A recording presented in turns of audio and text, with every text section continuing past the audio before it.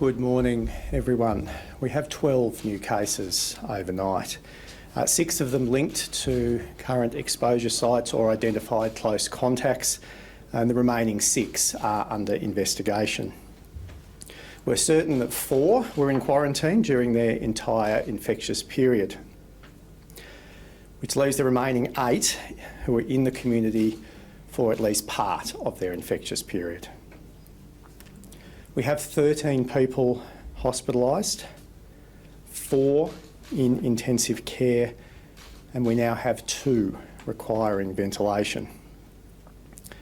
The new individual requiring ventilation in our intensive care unit is a man in his 20s with no pre-existing health conditions and who is not vaccinated. Yesterday there were 2,500 tests. This is just not high enough. The virus is out in our community, so it is critical, if you have symptoms, to get tested as soon as possible. ACT policing continue their active compliance across the territory, and yesterday conducted 110 traffic stops, and the good news is there was only 1 direction required to leave the ACT. So it seems the message is starting to get through.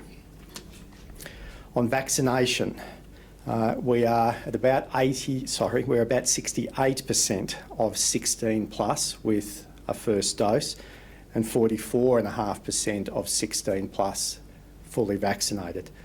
Subtract a few percentage points from each of those figures for the 12 plus count. We have a milestone, an Australian first.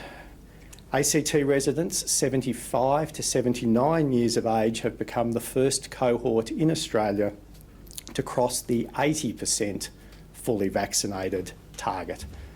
So thank you to those Canberrans who have got vaccinated and become the first to cross that 80% threshold. Yesterday, 16,210 Canberrans aged between 16 and 29 booked their vaccination at an ACT government clinic. Bookings for a Pfizer vaccine for people in this age cohort are unlikely to be able to be administered until October though. We desperately wish that we had more Pfizer vaccines, but we don't. If you don't get your first dose of Pfizer until October, then it's a further 3 weeks until you can get your second dose, and then a further 2 weeks until you are effectively vaccinated. This means for people in this age cohort, you're facing 2 to 3 months without vaccine protection.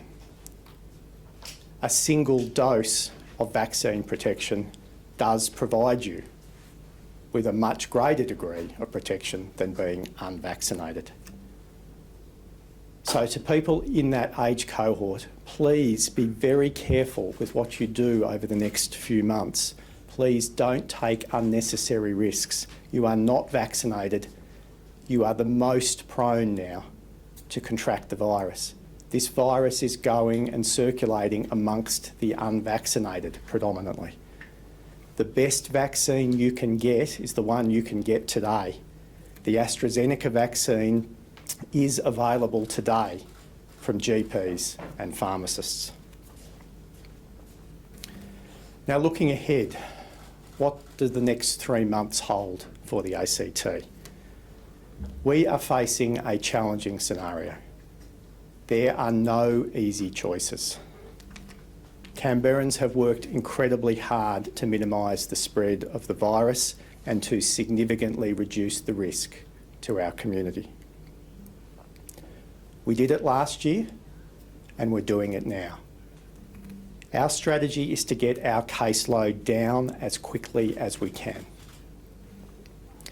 What that means is that new cases are able to be linked and that they are in quarantine for their entire infectious period.